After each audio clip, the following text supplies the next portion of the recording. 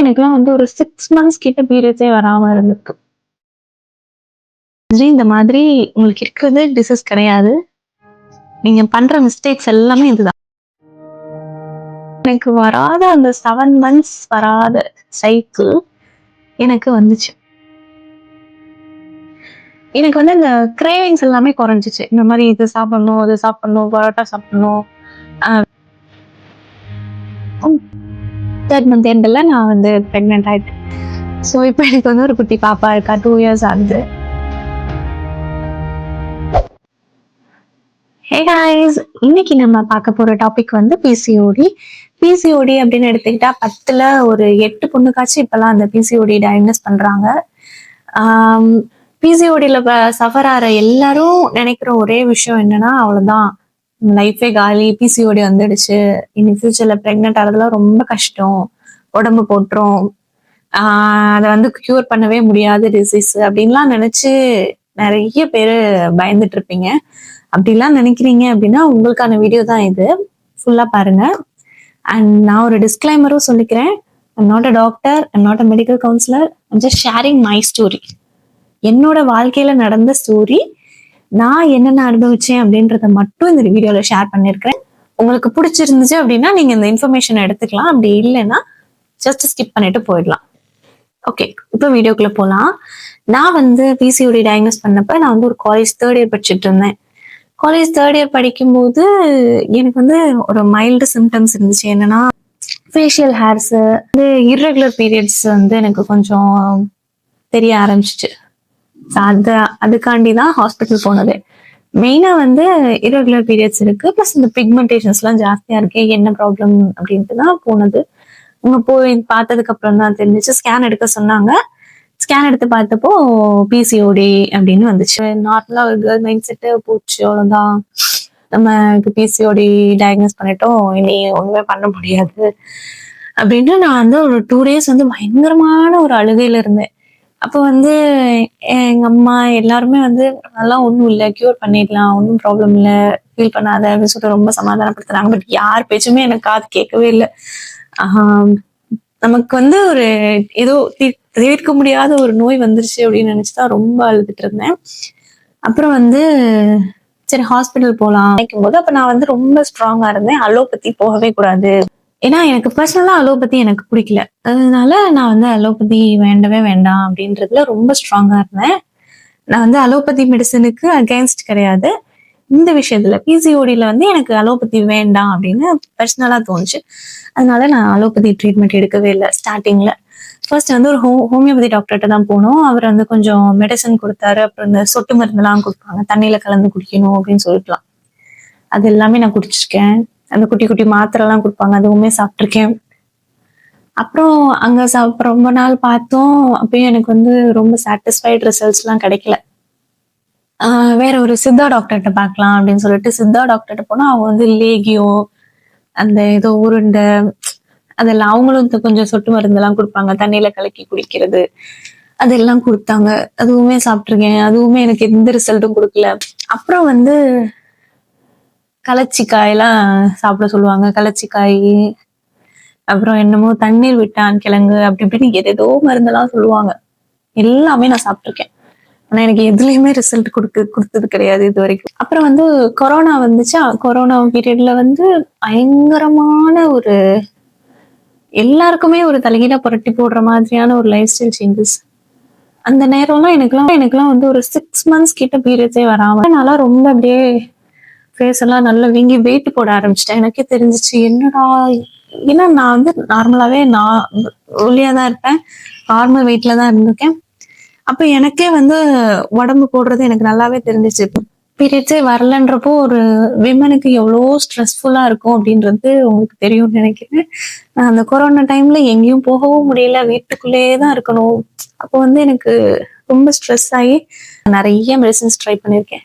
அதாவது home remedies சொல்லுவாங்க இல்லையா, நிறைய ட்ரை பண்ணியிருக்கேன். ஆனா எதுக்குமே எனக்கு ஒரு ரிசல்ட்டும் கிடைக்கல. அப்ப தெரிஞ்சுக்கிட்ட விஷயம் என்னன்னா, பிசிஓடி வந்து ஒரு டிசீஸ் கிடையாது, அது வந்து ஒரு லைஃப் ஸ்டைல் சேஞ்சஸ் தான். சரி, இந்த லைஃப் ஸ்டைல் சேஞ்சஸ் எப்படி கியூர் பண்ணலாம் அப்படின்னு பார்க்கும்போதுதான் நெட்ல பார்த்தப்போ ஒரு சித்தா டாக்டர் தான் அவங்க எனக்கு இது வந்து எந்த மார்க்கெட்டிங் பர்பஸும் கிடையாது. I'm not going to share her number too. So இப்போ உங்களுக்கு தேவை, ரொம்ப பர்சனலாக தேவை அப்படின்னா மட்டும்தான் நான் அவங்க நம்பர் ஷேர் பண்ண போகிறேன். இது வந்து அவங்க நம்பர் ஷேர் பண்ணுறதுக்கோ எதுக்கோ கிடையவே கிடையாது. அவங்க எனக்கு எந்த மாதிரி ஹெல்ப் பண்ணாங்கன்றதை மட்டும்தான் நான் ஷேர் பண்ண போகிறேன். ஸோ இது வந்து மார்க்கெட்டிங் பர்பஸ் கிடையாது. ஸோ அப்போ வந்து ஒரு சித்தா டாக்டர் வந்து எனக்கு நெட்ல கிடைச்சாங்க. ஒரு லைஃப் ஸ்டைல் சேஞ்சஸ் மூலியமாவே பிசியோட ரிவர்ஸ் பண்றது எப்படி அப்படின்றத வந்து போட்டிருந்தாங்க. இன்ஸ்டாகிராம்ல பார்த்தேன். அப்போ வந்து ஃபர்ஸ்ட் நான் நம்பல, ஓகே ஃபேக்கா தான் இருக்கும், சரி ஓகே மெசேஜ் பண்ணி பார்ப்போம் அப்படின்னு சொல்லிட்டு தான் நான் பார்த்தேன். அப்போ வந்து என்னுடைய ஏஜ், என்னோட ஹைட் வெயிட் எல்லாம் கேட்டுட்டு அந்த கால்ல வந்து அவங்க என்கிட்ட கொஸ்டின் கேட்டது என்னன்னா, நீங்க டெய்லி எத்தனை மணிக்கு தூங்குவீங்க, எத்தனை மணிக்கு எந்திரிப்பீங்க, உங்களுடைய ஸ்கிரீன் டைம் எவ்வளோ நேரம், எக்ஸசைஸ் பண்ணுவீங்களா, ஜங்க் ஃபுட்ஸ் எவ்வளோ சாப்பிடுவீங்க, ஐ மீன் எவ்வளோ ஃப்ரீக்வெண்ட்டாக சாப்பிடுவீங்க, வெளியே சாப்பிட்றது, ஜங்க் சாப்பிட்றது, இந்த ப்ராசஸ்டு ஃபுட்ஸ்லாம் எவ்வளோ சாப்பிடுவீங்க, இது எல்லாத்தையுமே அவங்க கொஸ்டினாக ஸோ கேட்டுட்டு, சிவரஞ்சனி இந்த மாதிரி உங்களுக்கு இருக்கிறது டிசீஸ் கிடையாது, நீங்கள் பண்ணுற மிஸ்டேக்ஸ் எல்லாமே இதுதான்.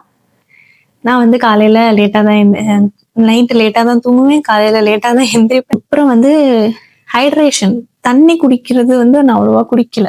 அந்த டைம்ல நான் ரொம்ப தண்ணி ரொம்ப கம்மியாக தான் குடிச்சேன். ஃபுட்டு வந்து என்ன மாதிரி எடுத்துக்கிறீங்க, அதில் பேலன்ஸ்டு ஃபுட்டாக இருக்கா, ப்ரோட்டீன் இருக்கா, ஃபைபர் இருக்கா, கார்போஹைட்ரேட்ஸ் எவ்வளோ எடுத்துக்கிறீங்க, அண்டு ஃபேட் எவ்வளோ இருக்கு, எல்லாமே அவங்க கேட்டாங்க. நான் சாப்பிட்றது ஒன்லி கார்போஹைட்ரேட்ஸ், 2 இட்லி 3 இட்லி, கொஞ்சம் நிறைய சோறு, கொஞ்சோண்டு குழம்பு, அவ்வளோதான். காயெல்லாம் வந்து அவ்வளோவா சேர்த்துக்காம இருக்கிறதே ப்ராப்ளம் தான். ஸோ காயெல்லாம் நிறையா சேர்த்துக்கணும் அப்படின்னு சொல்லிட்டு அவங்க கொஞ்சம் எனக்கு ஒரு அட்வைஸ் மாதிரி கொடுத்துட்டு அவங்க வந்து ஒரு 21 days ப்ரோக்ராம் சொன்னாங்க. அந்த 21 days ப்ரோக்ராம் வந்து lifestyle reversal programme, lifestyle changes programme. உங்களுடைய பிசியோடைய ரிவர்ஸ் பண்ணுறதுக்கு நீங்கள் வந்து என்னெல்லாம் லைஃப் ஸ்டைல் சேஞ்சஸ் பண்ணணும் அப்படின்றத இந்த 21 daysல நான் சொல்லுவேன். டெய்லி ஃபாலோ அப் இருக்கும். அவங்க டெய்லி வாட்ஸ்அப்ல ஃபோட்டோ அனுப்ப சொல்லுவாங்க. மறுநாள் டயட்டை முதல் நாளே அனுப்பிடுவாங்க. அனுப்பிட்டு இந்த மாதிரி ஏதாவது டவுட் இருந்தால் கேட்டுக்கோங்க அப்படின்னு சொல்லிட்டு 9 மணிக்குள்ளேயே டயட் வந்துடும். ஏதாவது டவுட் இருந்தால் அவங்க கிட்ட நம்ம கேட்டுக்கலாம். ஸோ அவங்க கொடுத்த டயட்டை நான் உங்களுக்கு ஒரு அவுட்லைன் மாதிரி சொல்கிறேன். அந்த டயட்ல என்ன இருந்துச்சு அப்படின்னா, காலையில் 6 o'clock எந்திரிச்சு 15 to 30 minutes வாக்கிங், ஒரு சின்ன பிரேக்ஃபாஸ்ட், ஒரு 2 இட்லி, ப்ரோட்டீனுக்கு ஏதாச்சும் ஒரு 8 o'clock பிரேக்ஃபாஸ்ட் சாப்பிட்றணும்.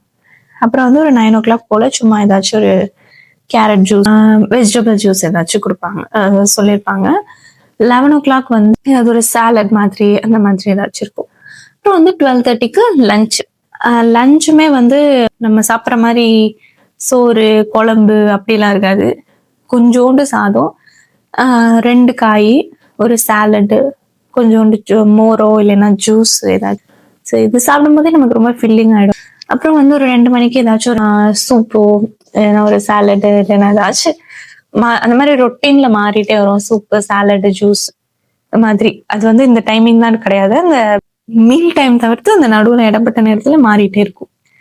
அப்புறம் ஈவினிங் போல நமக்கு பிடிச்ச மாதிரி ஏதாவது ஒரு snack, but it should be healthy. இந்த கடலை உருண்டை, எள்ளு உருண்டை, இந்த மாதிரி சாப்பிட்டு ஒரு ஸ்வீட் கிரேவிங்ஸ் இருந்துச்சு அப்படின்னு 6:30 to 7 எப்படின்னாலும் டின்னரை முடிச்சிடணும் அப்படின்னு சொல்லுவாங்க. ஸோ டின்னரை முடிச்சுட்டு நைட் ஒரு 9 மணி போல இந்த ஜீரக தண்ணி, இந்த மாதிரி ஹெர்பல் வாட்டர் ஏதாச்சும் இன்ஃபியூஸ்டு வாட்டர் வந்து குடிக்க சொல்லுவாங்க. இது எல்லாமே நானும் குடிச்சேன், சாப்பிட்டேன். அதுக்கப்புறம் அவங்க வந்து சொன்ன விஷயம் வந்து இதெல்லாம் ஃபுட் ரிலேட்டட்ல இதெல்லாம் நடந்துச்சு.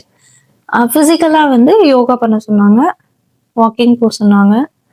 இந்த மாதிரி கொஞ்சம் ஸ்ட்ரென்த் ட்ரைனிங் எக்ஸசைஸும் இருந்துச்சு. ஸ்ட்ரென்த் ட்ரைனிங் யோகா ஆல்டர்னேட்டிவா இருக்கும். அப்புறம் வந்து இன்னொன்று அவங்க சொன்ன எனக்கு பிடிச்ச விஷயம் வந்து மூணும் நம்மளோட விமன் அந்த மென்சுரல் சைக்கிளும் வந்து இன்டர் கனெக்டடாக தான் இருக்கும். ஸோ இப்போ நீங்கள் வந்து அந்த மூன் சார்ஜ்டு வாட்டர்லாம் குடிக்க சொன்னாங்க. நைட்டு ஃபுல்லாக ஒரு கிளாஸில் அந்த தண்ணி ஃபில் பண்ணி வச்சுட்டு அந்த நைட்டு ஃபுல்லாக அந்த மூன் லைட் அதில் படுற மாதிரி வச்சுட்டு மறுநாள் காலையில் அந்த தண்ணி எடுத்து குடிக்க சொல்லுவாங்க. ஸோ இந்த மூணு அந்த 13 to 14 days அந்த ஃபேஸ் மாறிட்டே இருக்கும்ல, அமாவாசை பௌர்ணமி, அதுவும் நம்மளுடைய விமனோடைய மென்சுரல் சைக்கிளும் வந்து இன்டர்கனெக்டடா இருக்கும். ஸோ இந்த மாதிரி மூன் சார்ஜ்டு வாட்டர் குடிக்கும் போது நமக்கு வந்து அந்த ஹார்மோன் பேலன்ஸ்லாம் நல்லாவே இருக்கும் அப்படின்னு சொல்லியிருந்தாங்க. நான் அதுவும் குடித்தேன். அண்ட் இன்னொன்று வந்து அஃபர்மேஷன். ஸோ மேனிஃபெஸ்டேஷன் அந்த மாதிரி டெய்லி வந்து கொஞ்சம் நைட்டு தூங்கும்போது நீங்கள் உங்களை வயிற்றுல கை வச்சுட்டு இந்த மாதிரி எனக்கு வந்து பிசிஓடி எல்லாமே க்யூர் ஆயிடுச்சு, என்னோட பாடி வந்து பழைய கண்டிஷனுக்கு வந்துடுச்சு, என்னோட சைக்கிள் எல்லாமே நார்மல் ஆயிடுச்சு, ஹார்மோன் ப்ராப்ளம் எல்லாமே சரியா போச்சு, ஸோ தேங்க்யூ யூனிவர்ஸ், தேங்க்யூ அப்படின்னு சொல்லிட்டு நம்ம வந்து மனசா நமக்கு வந்து உடம்பு க்யூர் ஆனதா நினைச்சு இந்த மேனிஃபெஸ்டேஷன் ஒரு 5 மினிட்ஸ் தான், ரொம்பலாம் இல்லை, ஒரு 5 மினிட்ஸ் தான் பண்ணிட்டு தூங்கணும். அதுவும் நைட்டு ஃபோன் ரொம்ப நோண்டக்கூடாது. ஒரு 9 மணி 10 மணிக்குள்ளேயே உங்களோட ஸ்லீப் ஸ்டார்ட் ஆயிடணும். அப்பதான் அந்த 10 to 6 நம்ம உடம்பு தூங்கிடுச்சுனாலே நம்மளோட ஹார்மோன் பேலன்ஸ் வந்து மேக்சிமம் சரி பண்ணிடலாம். அந்த தூங்குற டைம் நம்ம முழிச்சிருக்கிறனால தான் அந்த ஹார்மோன் இம்பேலன்ஸ்லாம் வருது. அதுக்கு தான் காரணம். ஒரு 21 டேஸ் நான் அந்த ப்ரோக்ராம் எடுத்தேன். அதுக்குள்ளேயே எனக்கு வந்து ஸ்டார்டட் சீயிங் ரிசல்ட்ஸ். ஏன்னா இது வரைக்கும் நான் நிறைய சித்தா ஹோமியோபதி டாக்டர்ஸ் எல்லாம் போய் நிறைய மெடிசின்ஸ்லாம் எடுத்திருக்கேன். பட் எனக்கு எதுவுமே அவ்வளோ ஒர்க் அவுட் ஆகலை. பட் இந்த லைஃப் ஸ்டைல் சேஞ்சஸ் பண்ணும்போது எனக்குள்ள நிறைய சேஞ்சஸ், என்னோட பாடி ரொம்ப லைட்டாக ஃபீல் ஆச்சு, ஸ்ட்ரெஸ் கண்ட்ரோலு, மென்டலாக நான் ரொம்பவே ஒரு பீஸ்ஃபுல் ஸ்டேட்ல இருந்தேன். அண்ட் இன்னொரு ஒரு ப்ளஸ் என்னன்னா, எனக்கு வராத அந்த 7 months வராத சைக்கிள் எனக்கு வந்துச்சு. After doing all these things I got my cycle back. அப்படியே எனக்கு ஒரு ஹாப்பி டியர்ஸ் தான். என்ன சொல்ல போனா அந்த 21 days அந்த எல்லாத்தையும் ஃபாலோ பண்றது ரொம்ப கஷ்டமான விஷயம் தான். But I had strong determination. இந்த மாதிரி என்னடா நமக்கு மட்டும் இப்படி ப்ராப்ளமா இருக்குன்னு சொல்லிட்டு நான் ரொம்பவே ஸ்ட்ராங்கா எதுவுமே பண்ணாம அவங்க சொல்றத மட்டுமே ஃபாலோ பண்ணி 21 days அந்த இதை ஃபாலோ பண்ணிட்டு இருந்தேன். அந்த 30th day I got my periods. எனக்கு ஒரே ஷாக்கு. ரொம்ப ஏன்னா நான் எந்த மெடிசனும் எடுக்கல, ஜஸ்ட் இவங்க சொன்ன லைஃப் ஸ்டைல் சேஞ்சஸ் மட்டும் தான் பண்ணேன். எனக்கு பீரியட்ஸ் நார்மல் ஆயிடுச்சு. ஓ மை காட் அப்படின்னு சொல்லிட்டு நான் அவங்களுக்கு ரொம்ப ஃபோன் பண்ணி ரொம்பவே எமோஷனலா பேசிட்டு இருந்தேன். அப்போ வந்து அவங்க சொன்னாங்க, இதுதான் ப்ராப்ளம், நீங்க வந்து உங்களோட லைஃப் ஸ்டைல் சேஞ்சஸை சரி பண்ணீங்கன்னா உங்களோட பாடி தன்னால ஹீல் ஆயிடும். உங்களோட பாடி வந்து நீங்க சொல்றத கேட்குற மாதிரி நீங்க வச்சுக்கிட்டீங்கனாலே போதும். அந்த டயட் எடுக்கும்போது இன்னொரு ஒரு நல்ல விஷயம் நான் பார்த்தது, எனக்கு வந்து இந்த கிரேவிங்ஸ் எல்லாமே குறைஞ்சிச்சு. இந்த மாதிரி இது சாப்பிடணும், அது சாப்பிடணும், பரோட்டா சாப்பிடணும், வெளியில பிஸ்கட்ஸு, லேஸ், சீட்டோஸ் இந்த மாதிரி ஐட்டம்ஸ்லாம் எனக்கு சாப்பிட்றதுக்கு ரொம்ப கிரேவிங்ஸ் இருந்துச்சு முன்னாடி. இந்த டயட் எடுக்க ஆரம்பிச்சதுக்கு அப்புறம் எனக்கு இந்த நியூட்ரிஷன் பேக்டு ஃபுட்ஸ் சாப்பிடும்போது எனக்கு அந்த கிரேவிங்ஸ் எல்லாமே நல்லாவே குறைஞ்சிச்சு. அது எனக்கு நல்லாவே தெரிஞ்சிச்சு. அண்ட் இதுக்கப்புறமா அது ஒரு 2 months 2-3 months நான் அந்த டயட் எடுத்துட்டு இருந்தேன். ஃபுல்லாவே எனக்கு பீரியட்ஸ் நார்மலா வர ஆரம்பிச்சிச்சு. நார்மலா 30 daysல கரெக்டா பீரியட்ஸ் வந்துச்சு. அதுக்கப்புறம் எனக்கு மேரேஜ். ஸோ மேரேஜுக்கு அப்புறம் நான் ஒரு 3 months நான் பிரேக் எடுத்துட்டேன். இந்த மாதிரி டயட்லாம் நான் எதுவுமே பண்ணல. ஸோ அந்த நேரம் வந்து புதுசா கல்யாணம் ஆனப்போ விருந்துக்கு அங்க இங்கன்னு கூப்பிடுவாங்க, கறி சாப்பாடு அது இதுன்னு சாப்பிடுவோம், ஸ்வீட்டு சாப்பிடுவோம். ஸோ அந்த டைம்ல நம்மளால டயட்ல இருக்க முடியாதுன்றதுக்காண்டி நான் டயட் ஸ்டாப் பண்ணிட்டேன். ஸ்டாப் பண்ணதுக்கு அப்புறமா ஏதோ சம்திங் மிஸ்ஸிங்ன்ற மாதிரி இருந்துச்சு. அதுக்கப்புறம் சைக்கிளும் நார்மலா தான் இருந்துச்சு. பட் ஒரு 4 monthsக்கு அப்புறம் நான் வந்து சரி சைக்கிள் நார்மல் ஆயிடுச்சு, நம்ம டக்குன்னு ப்ரெக்னென்ட் ஆயிடும் அப்படின்னு நினைச்சிட்டு இருந்தேன். பட் எனக்கு ஆகலை. அப்படி ஒரு 6 monthsக்கு டைம் ஆகிற வரைக்கும் நான் ரொம்ப ஸ்ட்ரெஸ் நானே எடுத்துக்கிட்டேன். யாரும் சுத்தி இருக்கிறவங்களாம் அவ்வளவா கேட்கல. ஒரு 2 பேர் தான் சும்மா கேட்டுட்டு இருப்பாங்க, என்ன சும்மா விளையாட்டுக்கு கேட்பாங்க. பட் அதுவே எனக்கு வந்து ரொம்ப ஹைப் ஆகி ரொம்ப ஸ்ட்ரெஸ் எடுத்துட்டு என்னடா கேட்க ஆரம்பிச்சுட்டாங்களே எல்லாரும் அப்படின்ற மாதிரி. எதுவும் விசேஷமா அப்படின்னு கேட்டாலே நமக்கு வந்து இந்த ஒரு நியூலி மேரிட் கப்பலுக்கு வந்து ஒரு ஸ்ட்ரெஸ் தான். அந்த நேரம் நான் ரொம்ப ஸ்ட்ரெஸ் ஆயிட்டு அகைன் ஐ டுக் டயட். ஒரு 3 months டயட் எடுத்தேன். அப்போ வந்து அவங்க சொன்னது, நீ வந்து எப்படி உங்க பீரியட்ஸ் எப்படி நார்மல் ஆக்குனீங்க அதே மாதிரி தான் இந்த பிரெக்னன்சியும். நீங்க வந்து கப்பலா நீங்க 2 பேரும் ஹாப்பியா இருக்கணும். பேபி எப்போ வரும்னு நினைச்சிட்டே நீங்க வந்து இருக்காதீங்க, அது ரொம்ப கஷ்டம். உங்க மைண்டை மென்டலா ப்ரிப்பேர் பண்ணுங்க. உங்க பாடி அதுக்கு தான் வந்து மேக் பண்ணிருக்கு. It will happen on right time அப்படின்னு சொல்லிட்டு மைண்டை வந்து மாத்திக்கோங்க. ரொம்ப ஸ்ட்ரெஸ் எடுத்துக்காதீங்க அப்படின்னு சொல்லி அவங்க எனக்கு அட்வைஸ் பண்ணாங்க. அண்ட் ஒரு 3 months அதே மாதிரி அந்த சேம் டயட் எடுத்து 3rd month எண்ட்ல நான் வந்து பிரெக்னென்ட் ஆயிட்டேன்.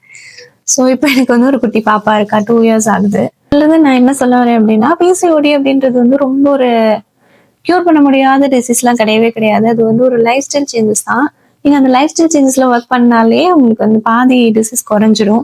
இந்த வீடியோ யங் கேர்ள்ஸ் யாரும் பார்த்துட்டு இருந்தீங்க அப்படின்னா, பிசிஓடி வந்து ஒரு பெரிய டிசீஸ் கிடையவே கிடையாது. அதுதான் திரும்ப திரும்ப நான் சொல்றேன். எல்லாமே கியூர் பண்ற டிசீஸ் தான். ஸோ நிறைய பேத்துக்கு இருக்கு. Not only you. Don't feel. அந்த மாதிரி உங்களோட லைஃப் ஸ்டைல் சேஞ்சஸ்ல ஒர்க் அவுட் பண்ணுங்க. உங்களுடைய நீங்களே உங்களுடைய செல்ஃப் அனலைஸ் பண்ணுங்க. டெய்லி ரொட்டீன் எப்படி இருக்கு அப்படின்றத பாருங்க. உங்களுக்கே உங்களுடைய மிஸ்டேக் தெரியும்.